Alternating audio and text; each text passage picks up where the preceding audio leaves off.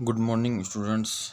हम पढ़ रहे हैं सन्निकटन मान, सन्निकटन त्रुटि, सन्निकटन परिवर्तन, जिसके लिए फॉर्मूला होता है आपका, जैसे डेल्टा वाई ज्ञात करना हो तो डेल्टा वाई बराबर हो गया डी वाई बट्टा डी एक्स गुणा डेल्टा एक्स, मतलब सन्निकटन परिवर्तन ऐसे ज्ञात करना है, जिसको हम त्रुटि भी कह सकते हैं। इसको हम ये भी कह सकते हैं वृद्धि भी, परिवर्तन यानी वृद्धि, और कमी भी हो सकती है।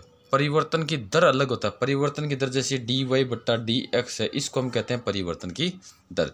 लेकिन अकेला अगर डेल्टा वाई आ गया तो इसका मतलब ये हो गया कि ये परिवर्तन। तो इस परिवर्तन से रिलेटेड हमने 8.4 है आपकी, उसमें क्वेश्चन 8 कंप्लीट कर लिए। अब आपका क्वेश्चन 9 है, जिसमें दिया हुआ है अंडर रूट के अंदर 0.6 है, इसकी वैल्यू अपने को क्या करनी है, कैलकुलेट करनी है। अब इसका सन्निकटन मान ज्ञात करना है। अब सन्निकटन मान ज्ञात करना हो तो ऐसी प्रोसेस में जो भी आपको दिया हुआ है उसको y के बराबर मानो, जो संख्या है उसकी जगह x ले लो, और जो घात दी हुई है उसको ऐसा का ऐसा रख लो, उसको समीकरण नंबर दे दो 1। अब x अपने को मानना होता है, x का मान ऐसा होता है जो दी गई संख्या के नज़दीक होता है, और जो उसको घात जो दी हुई है, जो फलन दिया हुआ उसको हम आसानी से हल करके उसकी वैल्यू प्राप्त कर सकते हैं, ऐसा मानेंगे। और उस x की वैल्यू में कितना जोड़े या कितना घटाएं वो आपका डेल्टा x हो जाएगा, जिससे हमें जो दी गई संख्या है वो प्राप्त हो जाए। तो हम क्वेश्चन करते हैं, देखो कैसे करना है आंसर। सबसे पहले मानना है हमें लेट y बराबर, अब अंडर रूट है वो पड़ा है x, ये x हमने मान लिया संख्या की जगह, समीकरण नंबर 1। अब जहाँ x बताना है, जहाँ आपका x बराबर अब 0.6 के नज़दीक, 0.6 के नज़दीक, तो अपन सोचेंगे भाई 0.6 है तो नज़दीक 4 है आपका, 0.4 मान लो, 4 का वर्गमूल निकाल लो, जैसे अपने मन में आएगा भाई 0.2 हो जाएगा वर्गमूल। तो पहले हम 0.2 गुणा 0.2 गुणा करके देखते हैं, अगर गुणा में आपका 0.4 आया तो आपका 0.4 का वर्गमूल 0.2 हो जाएगा। तो चेक करते हैं, तो 2 को 2 से गुणा किया 4। अब पॉइंट लगाना है, तो पॉइंट का एक संख्या ये, एक संख्या रही, ये दो संख्या होगी, तो 2 के बाद पॉइंट लगाना 4, और ये 0 लगाया तो ये 2 के बाद में पॉइंट लगाया, यानी 0.2 वो वर्गमूल होता है 0.04 का, और हमें वर्गमूल चाहिए 0.4 का, ये आपका 0.4 का चाहिए, तो इसका मतलब 0.4 तो नहीं ले सकते, 0.6 के नज़दीक कोई और लो, तो 0.6 के नज़दीक अपन अगर 0.64 ले लें, देखो ये भी तो है 64 बन गया, तो 64 वर्गमूल होता है 8 का। तो अगर हम कहते हैं कि भाई हम सोच लेते हैं भाई अंडर रूट आपका 0.64 है, वो वर्गमूल है 0.8 का, कि पॉइंट तो आएगा ही आएगा, तो हम गुणा करके चेक भी करते हैं कि भाई 0.8 आ रहा है या नहीं आ रहा है। तो हमने चेक किया, तो 0.8 को 0.8 से गुणा किया तो 8 20 64, और पॉइंट के बाद एक संख्या, और पॉइंट के बाद एक संख्या, और तो पॉइंट के बाद दो संख्या के बाद में पॉइंट लगाना है, तो 1 2 ये पॉइंट लगा दो, तो ये सही रहेगा आपका।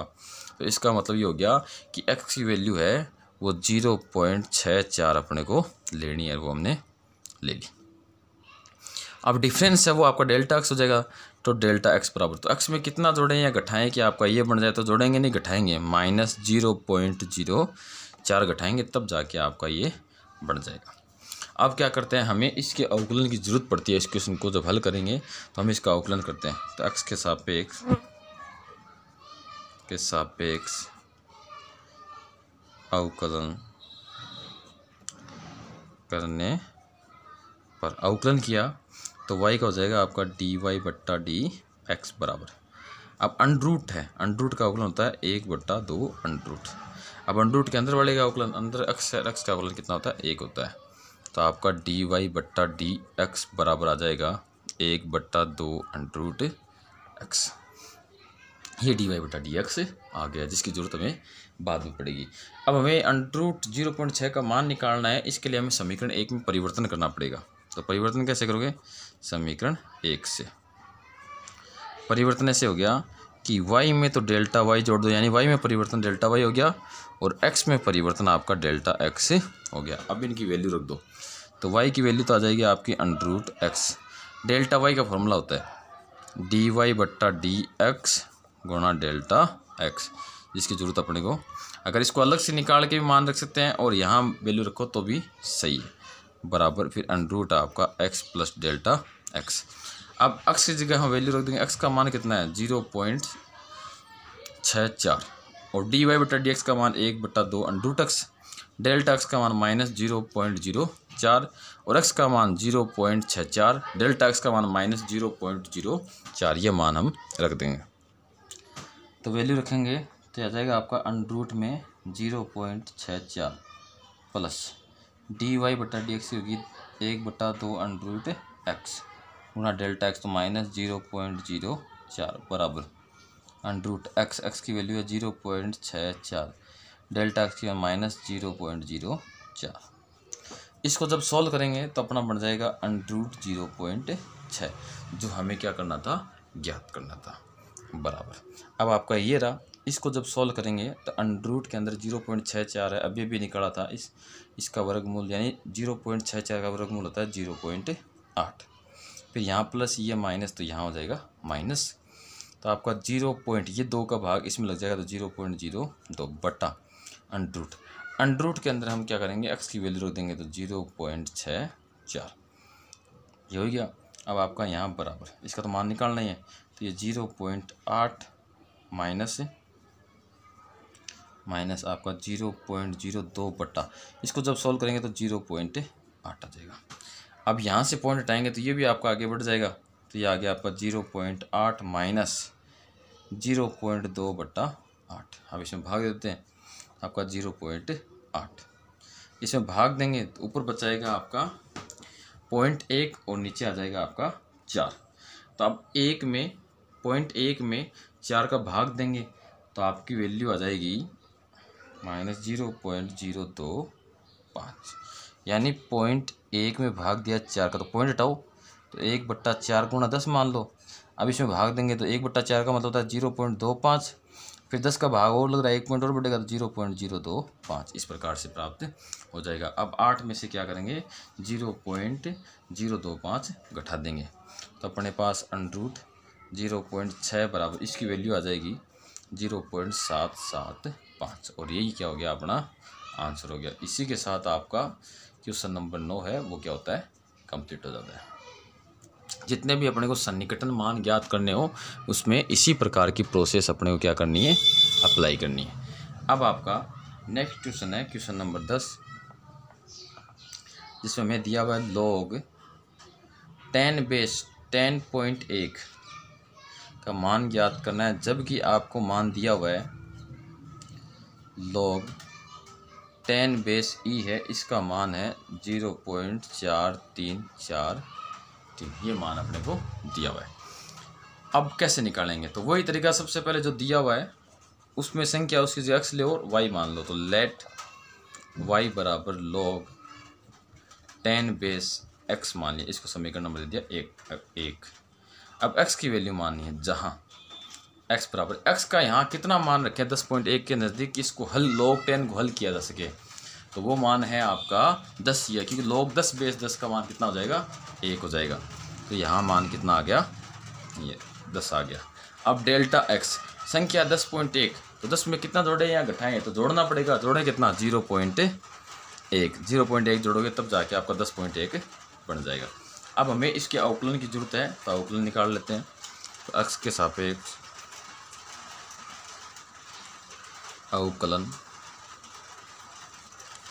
करने पर, अवकलन किया तो y का तो हो जाएगा आपका dy/dx बराबर log, अब देखो यहाँ दिक्कत हो गई कि log 10/x है, इसका बेस 10 है तो हम अवकलन कर नहीं सकते। आपको बताया हुआ है कि जब तक बेस हटेगा नहीं तब तक अवकलन नहीं कर सकेंगे, तो हमें बेस हटाना पड़ेगा। तो बेस हम हटाएंगे तो आपका y बराबर क्या आ जाएगा, ऊपर वाला यानी प्रांत है उसको अलग कर लो और बेस है उसको भी प्रांत बना दो, उसको बट्टा में अलग लिख दो, तो ये लो। अब बेस अपने को ई बनाना है तो दोनों का बेस हमने क्या किया, ई बना दिया। अब आगे y बराबर, अब log e/10 है, इसको ऊपर ले जाएंगे तो ये उल्टा आ जाएगा log 10/e गुणा ये log आपका e/x अलग हो गए। अब इसका अवकलन आसानी कर सकते हैं क्योंकि log e/x है, तो अवकलन कर दो। तो करते हैं अवकलन x के सापेक्ष अवकलन करने पर, हमने अवकलन किया तो y का हो गया आपका dy/dx बराबर आपका log 10/e, तो ऐसे रहेगा, और log x का अवकलन आ जाएगा 1/x। तो ये आ गया।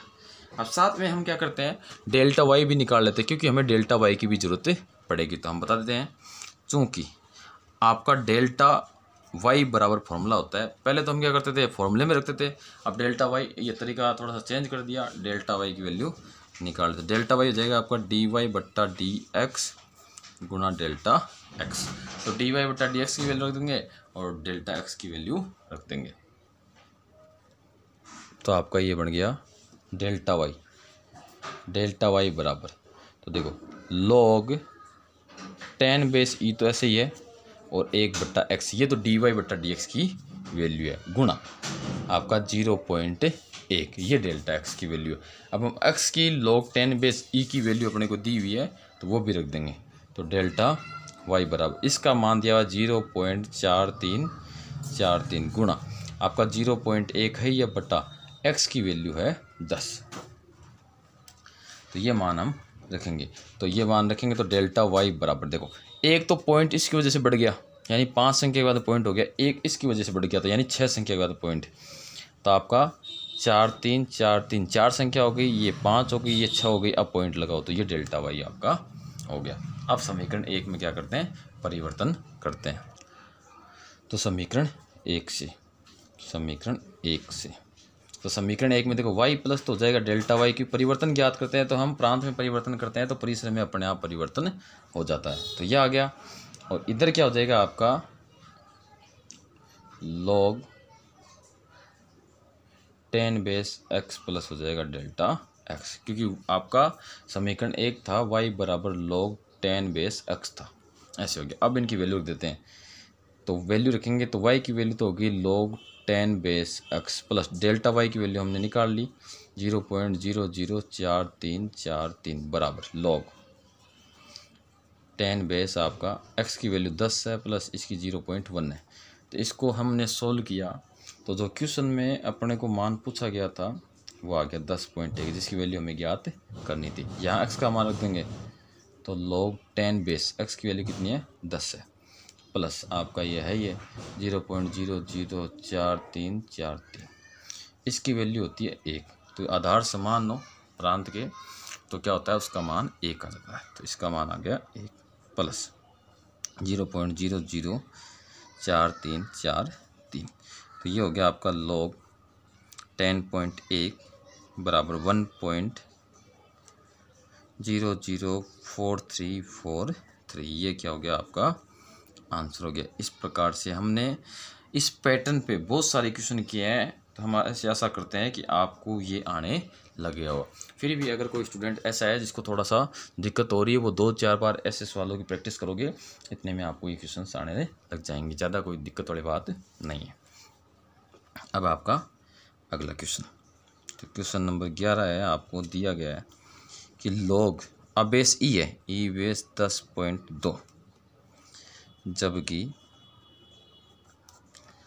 log ई बेस 10 का मान अपने को दिया हुआ है 2.3026, ये दिया हुआ। अब इसका मान ज्ञात करना है, तो वही तरीका y के बराबर मानने वाला। तो आंसर, तो लेट y बराबर log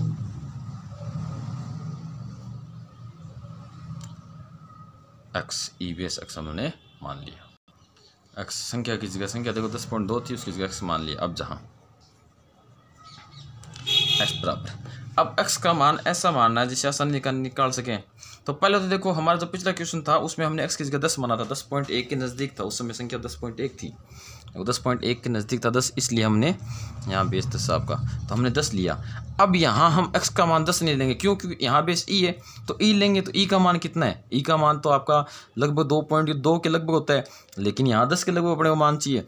तो देखो अपने को क्वेश्चन में दिया हुआ है log e बेस 10 का मान अपने को दिया हुआ है, तो 10 मान लो, तो मान तो अपने पास सही है, निकालने की जरूरत नहीं पड़ेगी, तो हम यहाँ से मान निकाल लेंगे। तो यहाँ से मान ले लिया हमने x का मान 10, क्योंकि मान दिया हुआ है। अब डेल्टा x का मान क्या हो जाएगा, हमें बनाना है 10.2 और x का मान 10 है, तो क्या करना पड़ेगा, जोड़ना पड़ेगा कितना, 0.2। तो ये बन गया। इसको समीकरण हमने 1 दिया। अब देखो इसका आधार है वो e है, तो इसका अवकलन सीधा किया जा सकता है, तो सीधा अवकलन कर दो। तो x के सापेक्ष अवकलन करने पर हमने अवकलन किया तो y का हो जाएगा आपका dy बट्टा डी एक्स बराबर log e बेस x है तो इसका हो जाएगा 1 बट्टा x। अब डेल्टा y और ज्ञात कर लेते हैं, चूँकि डेल्टा y बराबर होता है dy बट्टा डी एक्स गुणा डेल्टा x, तो वैल्यू रखते हैं, इसलिए डेल्टा y बराबर dy बट्टा डी एक्स की वैल्यू 1 बट्टा x है, डेल्टा x 0.2 है। तो आपका डेल्टा y बराबर इसका मानेंगे तो 1 बट्टा 10 गुणा 0.2। अब 0.2 है ही है, और क्या होगा यहाँ 10 का भाग लगेगा तो यह आ जाएगा आपका, अपने क्वेश्चन में थोड़ी दिक्कत है, 0.2 है 10.02, तो अपना ये ठीक है, यहाँ आपका 0.2 आएगा डेल्टा एक्स की वैल्यू, तो यहाँ भी आपकी 0.02 हो जाएगी, तो यहाँ भी आपकी 0.02 हो जाएगी। अब 10 का भाग देंगे तो 1 पॉइंट और आगे से जाए तो 0.002, ये वैल्यू आ गई आपकी डेल्टा वाई की। अब डेल्टा वाई की वैल्यू आने के बाद में हम क्या करेंगे, समीकरण 1 में परिवर्तन करेंगे। तो समीकरण 1 में परिवर्तन से, समीकरण 1 में क्या होगा, y के साथ तो डेल्टा वाई ऐड हो जाएगा, और x है आपका log e बेस x था, तो x के साथ डेल्टा x क्या हो जाएगा, ऐड हो जाएगा। अब इनकी वैल्यू रखते हैं, तो y की वैल्यू तो हो जाएगी log e base x plus delta y की वैल्यू अपने पास आई है 0.002, फिर log e बेस x की वैल्यू अपने पास है 10 प्लस डेल्टा x की वैल्यू है 0.02। तो इसको हम सोल्व करेंगे तो जो अपने को क्वेश्चन दिया है वो आ गया अपना log e बेस 10.02, जिसका मान हमें ज्ञात करना है। फिर बराबर log e बेस है यार, x की वैल्यू 10 हमने रख दी और 0.002।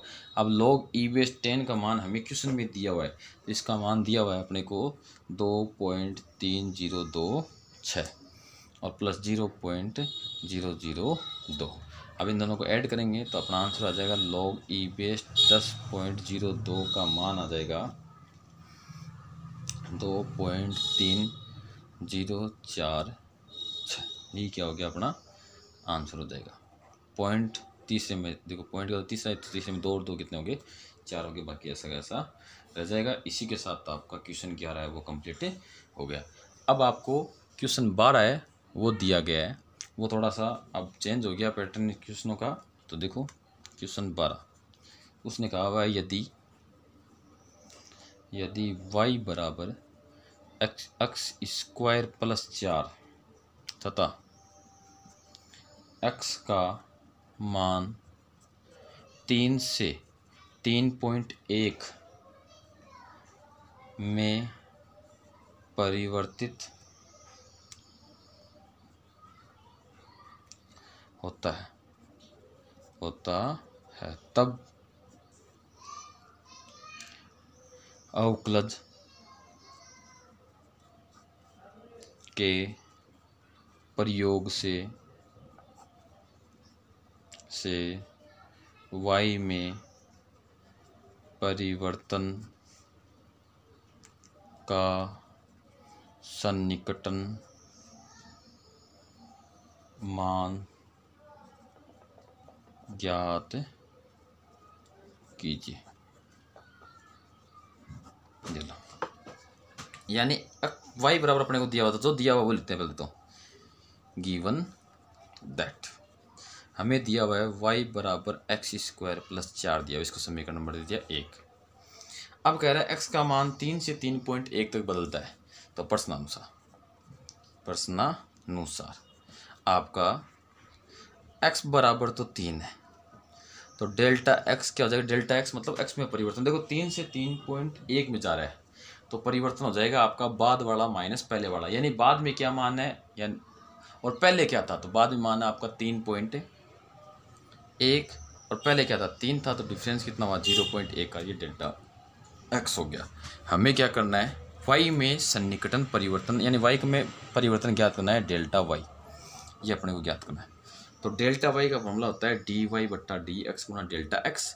हमें एक तो dy बट्टा डी एक्स चाहिए, तो हम निकाल लेते हैं। कैसे निकालोगे, इसका अवकलन करके, तो समीकरण 1 का x के सापेक्ष अवकलन करने पर, अवकलन किया तो y का हो जाएगा आपका dy बट्टा डी एक्स बराबर एक्स स्क्वायर का हो जाएगा 2x प्लस 4 का हो जाएगा 0।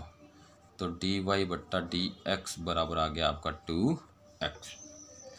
अब बता दें फॉर्मूला, चूँकि डेल्टा वाई है क्या आपका, y में सन्निकटन मान, यानी सन्निकटन परिवर्तन बोल दो, सन्निकटन मान बोल दो। तो पहले हम इसका फॉर्मूला बताएंगे। तो dy बट्टा डी एक्स गुणा डेल्टा एक्स, तो डेल्टा वाई बराबर dy बट्टा डी एक्स का मान है 2x गुणा डेल्टा एक्स का मान है 0.1। अब x का मान दो, तो 2 गुणा x का मान 3 है गुणा 0.1, तो डेल्टा y बराबर आ गया आपका 0.6।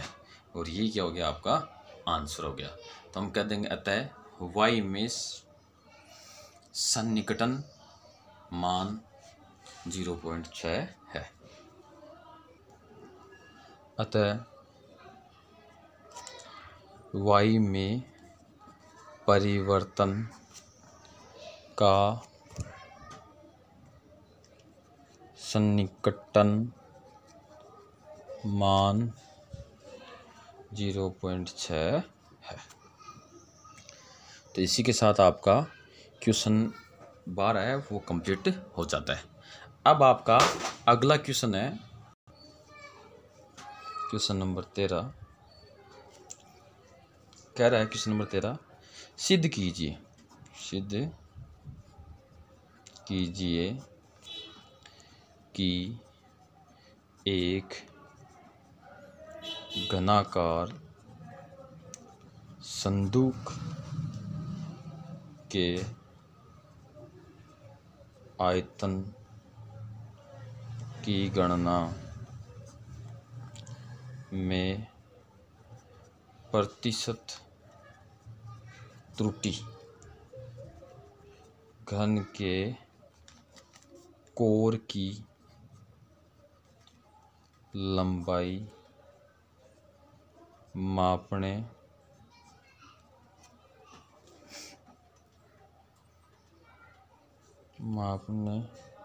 में त्रुटि की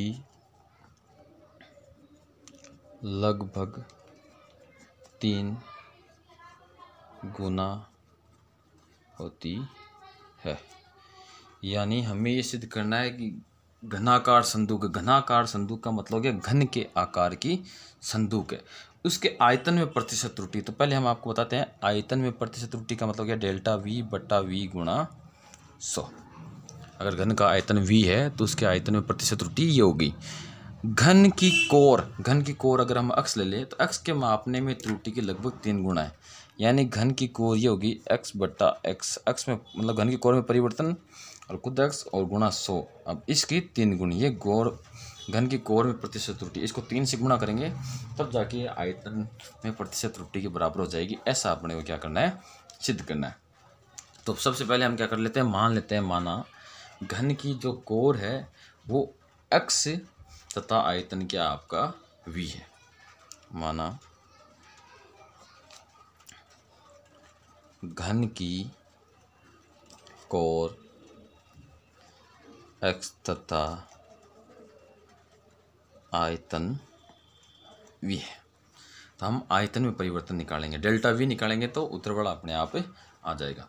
सबसे पहले चूंकि v बराबर घन के लिए क्या होता है, भुजा क्यूब यानी कोर क्यूब ही हो गया। अब डेल्टा v का फॉर्मूला होता है आपका डेल्टा v बराबर हो जाएगा dv बट्टा डी एक्स गुणा डेल्टा एक्स। इस प्रकार से निकलेगा डेल्टा v। तो हमें dv बट्टा डी एक्स चाहिए, यानी इसका अवकलन करना पड़ेगा। तो x के सापेक्ष अवकलन करने पर अवकलन किया तो ये हो जाएगा आपका dv बट्टा डी एक्स बराबर एक्स क्यूब का हो जाएगा 3x स्क्वायर। अब बताएंगे हम, चूंकि आपका डेल्टा v बराबर होता है dv बट्टा डी एक्स गुणा डेल्टा x। अब dv बट्टा इसलिए डेल्टा v बराबर dv बट्टा डी एक्स का फॉर्मूला हो गया 3x स्क्वायर गुणा में डेल्टा x। अब देखो डेल्टा v आ गया, हमें v का भाग देना पड़ेगा। तो v का भाग देते हैं, v का भाग देने वी का भाग गया तो डेल्टा वी बट्टा वी हो गया गुणा 3x² डेल्टा x। अब इसमें वी का भाग देंगे तो ये हमने वी का भाग दे दिया। अब देखो इधर तो हमें वी चाहिए लेकिन इधर वी नहीं चाहिए, तो हम क्या करेंगे वी का मान रख देंगे। तो डेल्टा वी बट्टा वी बराबर 3x² डेल्टा x बट्टा वी की वैल्यू है x की घात 3। ये लो, तो यहाँ ऊपर x² है नीचे x³ है, तो क्या होगा आपका एक x² कैंसिल हो जाएगा, तो हम कैंसिल कर देंगे। तो डेल्टा वी बट्टा वी बराबर ये हो गया आपका 3 गुणा, इसको ऐसे लिख सकते हैं डेल्टा x बट्टा x। अब दोनों तरफ 100 से गुणा कर दो क्योंकि इसको 100 से गुणा करना है। तो डेल्टा वी बट्टा वी गुणा 100 बराबर 3 गुणा डेल्टा x बट्टा x गुणा 100। तो देखो ये बन गया आयतन में प्रतिशत त्रुटि और ये बन गया घन की कोर में प्रतिशत त्रुटि, और ये 3 से गुणा होगा तो ये अपना क्या हो गया सिद्ध हो गया। तो हम इसको लिख देंगे घनाकार संदूक के आयतन में प्रतिशत त्रुटि बराबर 3 गुणा घन की कोर में प्रतिशत त्रुटि बन गया ये, और यहाँ लिख देंगे हैंस प्रूव्ड, यानी इसी के साथ हमने क्या कर दिया सिद्ध कर दिया। ऐसा ही हमने एक क्वेश्चन है पीछे भी किया गया था, उसमें भी इस प्रकार से हमें प्राप्त हुआ था मान, और यहाँ भी मिल गया। तो ये मान के चलो कि इस प्रकार के जितने भी 2-3 क्वेश्चन है वो इम्पोर्टेंट है एग्जाम की दृष्टि से। एग्जाम में अगर इस प्रश्नावली में से अगर क्वेश्चन किया जाएगा तो इनमें से किया जाएगा। अब चलते हैं अगले क्वेश्चन की ओर। तो लास्ट एग्जाम्पल है आपका, ये लास्ट क्वेश्चन है क्वेश्चन नंबर 14। यदि गोले की त्रिज्या 10 सेमी से 9.8 सेमी का मतलब सेंटीमीटर तक सिकुड़ती है तब इसके आयतन में सन्निकटन त्रुटि ज्ञात कीजिए। तो देखो यानी गोले की त्रिज्या है वो 10 सेंटीमीटर से 9.8 सेंटीमीटर तक सिकुड़ती है, यानी त्रिज्या में क्या होती है कमी आती है। तो इसके आयतन में सन्निकटन त्रुटि, आयतन में सन्निकटन त्रुटि का मतलब हो गया डेल्टा वी, और त्रिज्या की बात कर रहे हैं तो डेल्टा वी का फॉर्मूला हो जाएगा डी बट्टा डी आर गुना डेल्टा आर। यही अपने को क्या करना है ज्ञात करना है। तो इस क्वेश्चन में दिया हुआ नहीं है तो मान लेंगे माना गोले की त्रिज्या आर और आयतन वी है, फिर अकॉर्डिंग टू क्वेश्चन हम इसमें जो दिया हुआ है वो ले लेंगे और आंसर निकाल देंगे इस फॉर्मूले की सहायता से।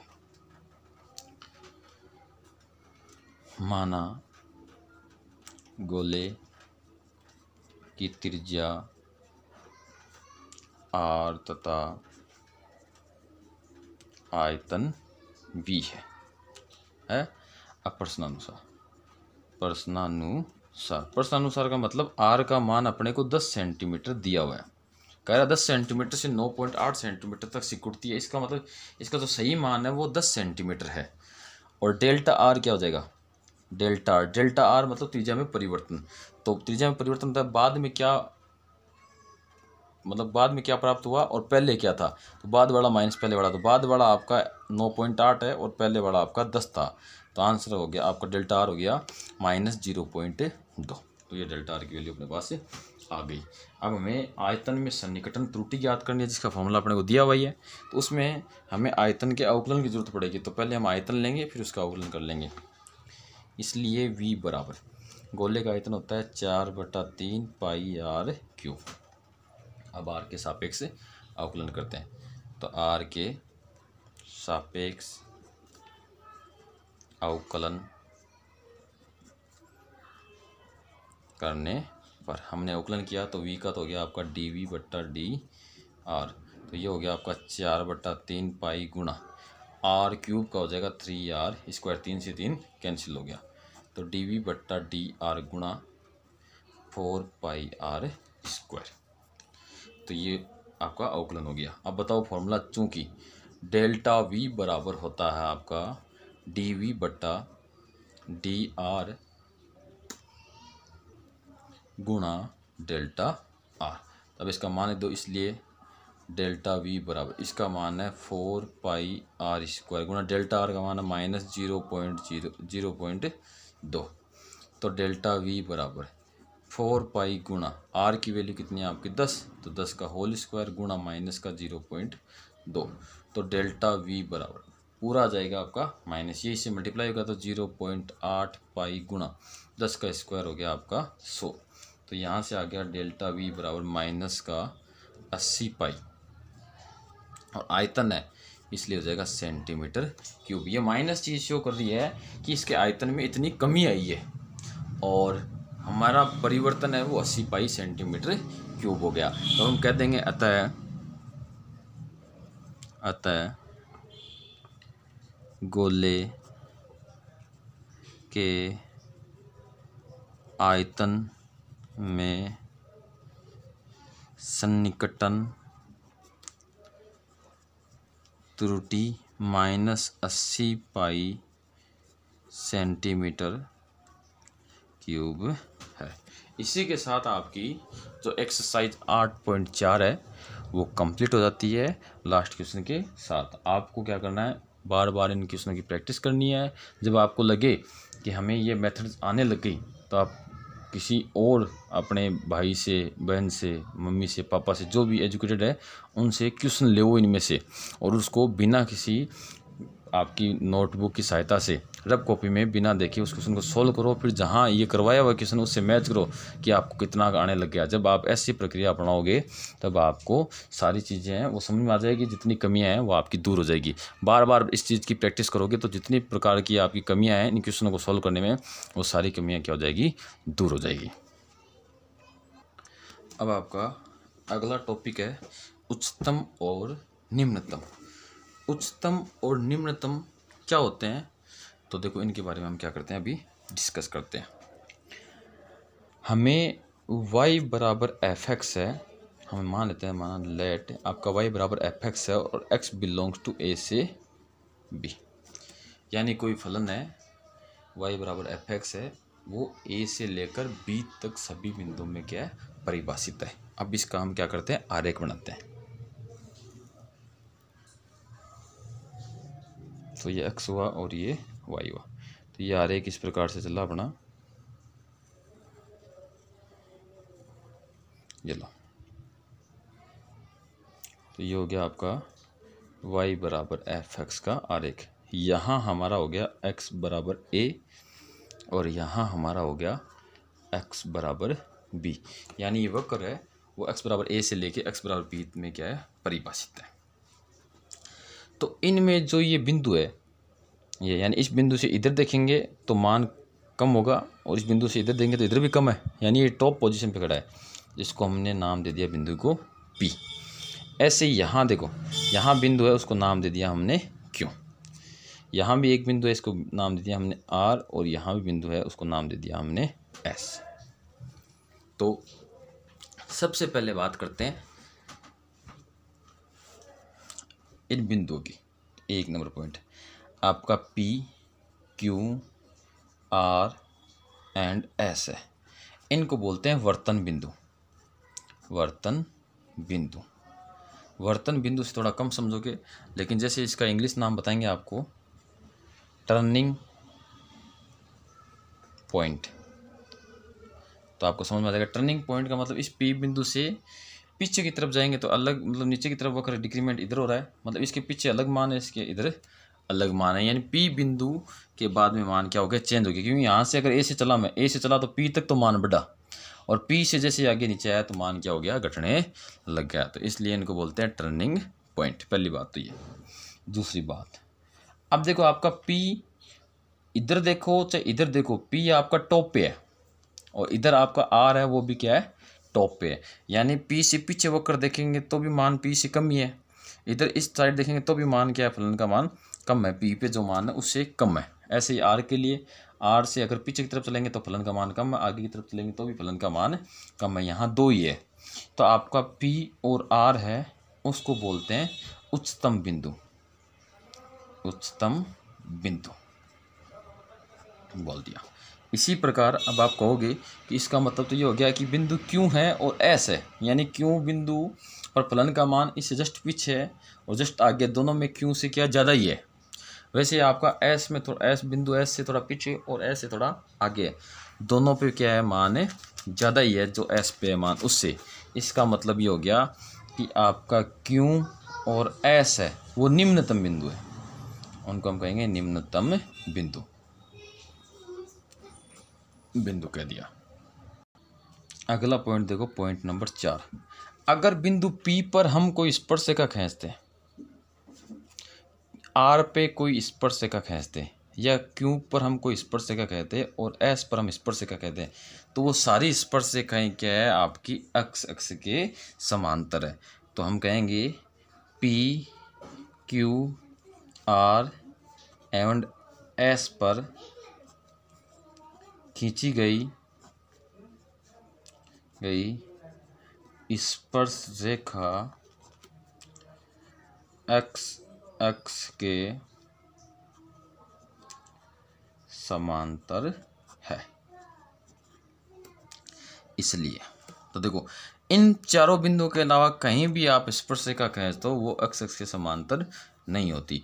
तो आपको पता ही है जब स्पर्शिका अक्ष के समांतर हो तो प्रवणता क्या होती है, प्रवणता का मतलब हो गया टेन थीटा, और टेन थीटा का मान कितना होता है, 0 होता है। और स्पर्शिका की प्रवणता है या उसको हम लिखते हैं dy/dx, dy/dx, तो उसका मान कितना हो जाएगा, 0 हो जाएगा। तो देखो इस पॉइंट नंबर 4 से हमें पता चलता है कि अगर हमें टर्निंग पॉइंट वर्तन बिंदु ज्ञात करने हो तो फलन का अक्ष के सापेक्ष अवकलन करके उसको 0 के बराबर कर दो और अक्ष के जो मान आएंगे वही क्या होगी, आपके वर्तन बिंदु होंगे। अगला पॉइंट, इन पॉइंटों में इस चैप्टर में आपके जो उच्चतम और निम्नतम है वही सबसे हार्ड टॉपिक माना जाता है। हार्ड नहीं है लेकिन मानते हैं, क्यों, क्योंकि इनमें पॉइंट टू पॉइंट स्टडी नहीं होती। जब पॉइंट टू पॉइंट पढ़ोगे तो ये भी क्या होगा, आपका सबसे इजी हो जाएगा। आपके जो point P, Q, R and S है, इनको सामूहिक रूप से हम चरम बिंदु भी कहते हैं, चरम बिंदु। जब आपको कह दे कि भाई चरम बिंदु ज्ञात करो, इसका मतलब आपको उच्चतम और निम्नतम बिंदु क्या करने हैं, ज्ञात करने हैं। अब आपका अगला पॉइंट, अगले पॉइंट में आपकी डेफिनेशन है जिसको हम बोलेंगे सापेक्ष या बोल दो स्थानीय।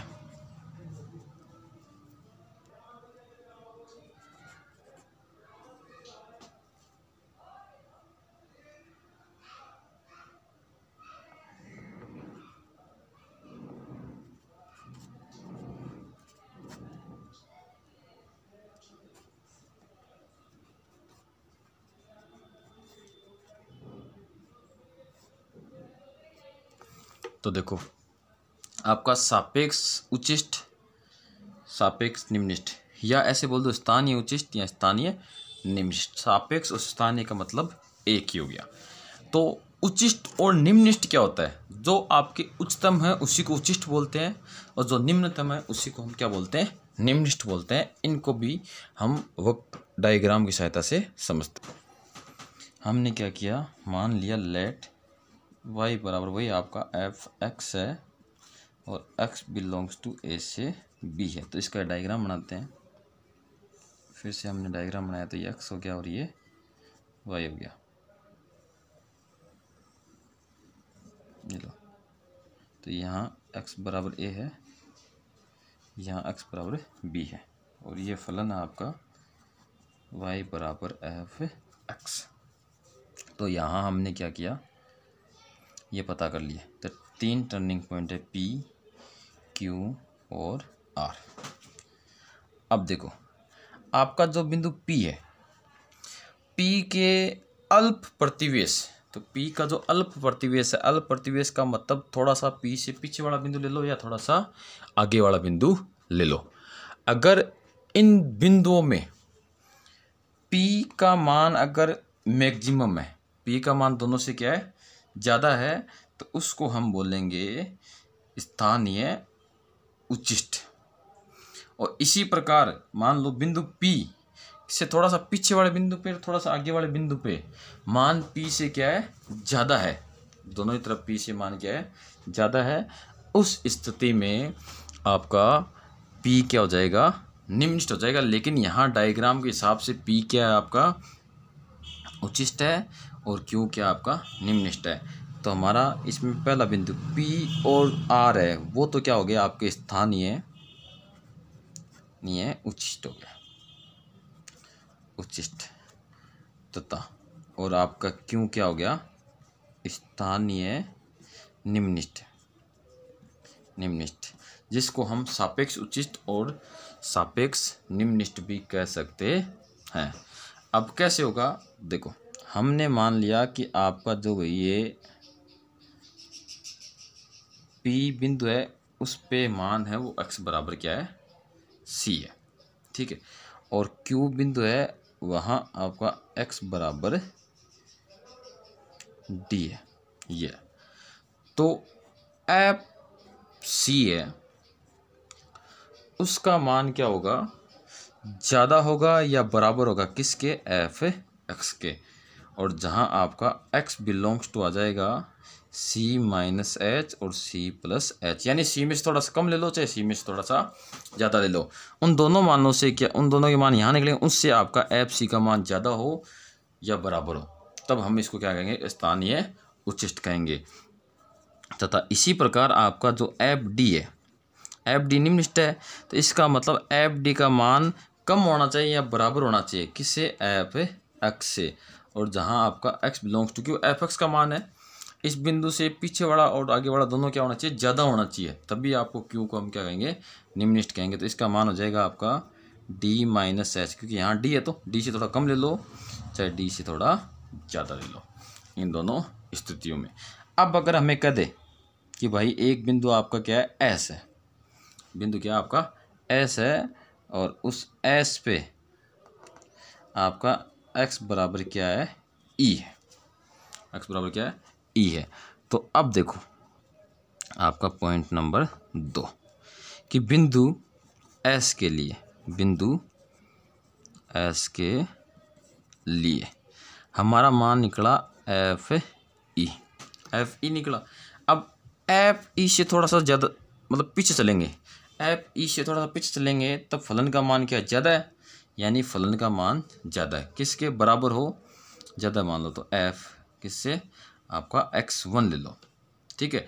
और यहाँ कह दो जहाँ आपका x1 बिलोंग्स टू, या कह दो ऐसे कह दो x1 बराबर E माइनस का h, हो गया।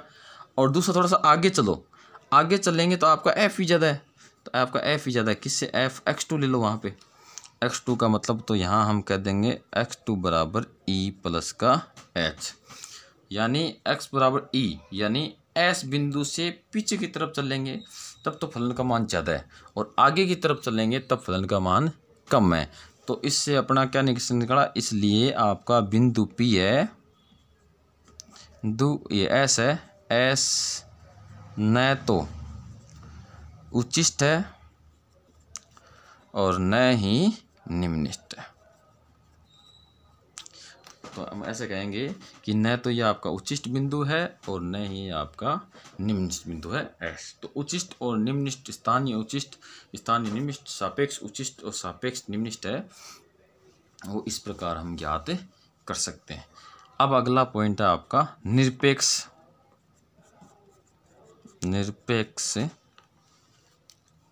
उच्चिष्ट या निरपेक्ष निम्नलिखित, इसकी बात करेंगे। तो निरपेक्ष उच्चिष्ट और निरपेक्ष निम्नलिखित में क्या होगा कि आपका डायग्राम सेम ही है। तो देखो बिंदु तीन है आपका P, S, P, Q और R। इन तीनों बिंदुओं में आपका सबसे ज़्यादा उच्चिष्ट कौन है, यानी फलन का मैक्सिमम मान कौन है? बिंदु जिस पर फलन का मान सर्वाधिक हो तथा वह चरम बिंदु हो तो उसे निरपेक्ष उच्चिष्ट कहते हैं। जैसे बिंदु, कौन सा बिंदु है आपका? इन तीनों P, Q, R में सबसे ज़्यादा मान किसका? देखो P, Q, R में सबसे ज़्यादा मान किसका है? R है, तो बिंदु R है। तो बिंदु R को हम क्या कहेंगे? निरपेक्ष उच्चिष्ट मान बिंदु कहेंगे। यानी सबसे ज़्यादा मान होना चाहिए। पीछे वाले मान है उसमें सबको हम उच्चिष्ट भी कह रहे थे, निम्नलिष्ट भी कह रहे थे, उसमें कोई फर्क नहीं पड़ा था। अब फलन में जो अंतराल दिया उस अंतराल में वह बिंदु जिसका मान सर्वाधिक हो उसे हम क्या कहेंगे? निरपेक्ष उच्चिष्ट कहेंगे। अब वैसे ही आपका निरपेक्ष निम्नलिष्ट है, यानी फलन में सर्वाधिक न्यूनतम मान जिस बिंदु पर हो और वह बिंदु क्या हो? आपका चरम बिंदु भी होना जरूरी है। तो वह चरम बिंदु जिसका मान सबसे कम हो, वह चरम बिंदु जिसका मान क्या हो? सबसे कम हो, तो वह क्या कहलाएगा? आपका निरपेक्ष निम्नलिष्ट कहलाएगा। तो आप कहेंगे निरपेक्ष निम्नलिष्ट, इसकी परिभाषा लिखेंगे। तो निरपेक्ष निम्नलिष्ट की परिभाषा क्या हो जाएगी? फलन में वह चरम बिंदु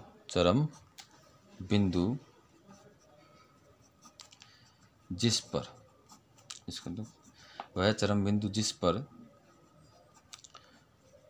फलन का मान सबसे कम हो, उस बिंदु को निरपेक्ष निम्नलिष्ट कहते हैं। ये बिंदु हो गया। जैसे मान लो कोई भी फलन है, उसका हमने डायग्राम बनाया, उसमें 4 चरम बिंदु आए, तो चारों चरम बिंदु में से वह चरम बिंदु जिसका मान क्या हो? सबसे कम हो, उसे हम क्या कहेंगे? निरपेक्ष निम्नलिष्ट कहेंगे। कैसे? जैसे लेट हमने मान लिया y बराबर f है, x हो गया और x बिलोंग्स टू a से b लिया, इसका हमने डायग्राम बनाया।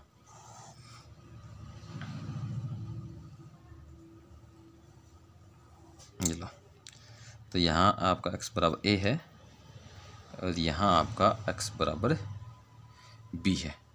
तो इसमें आया, हमने नाम लिया P, Q, R, S, T, U। तो बिंदु, कौन सा बिंदु? तो बिंदु S निरपेक्ष निम्नलिष्ट बिंदु है तथा सबसे ज़्यादा T है, तो T निरपेक्ष उच्चिष्ट बिंदु है। अब तथा इन बिंदुओं पे जो मान निकलेगा, जैसे मान लो आपका S बिंदु पे जो फलन का मान आएगा उसे हम क्या कहेंगे? निरपेक्ष निम्नलिष्ट मान कहेंगे या निरपेक्ष निम्नतम मान। और T बिंदु पर जो मान आएगा उसे कहेंगे निरपेक्ष उच्चिष्ट मान। आज के लिए इतना ही, धन्यवाद। कल हम क्या करेंगे कि किस प्रकार से चरम बिंदु ज्ञात करते हैं, किस प्रकार से उस उच्चिष्ट बिंदु ज्ञात करते हैं, किस प्रकार से निम्नलिष्ट बिंदु ज्ञात करते हैं, उस पर हम डिस्कस करेंगे। धन्यवाद।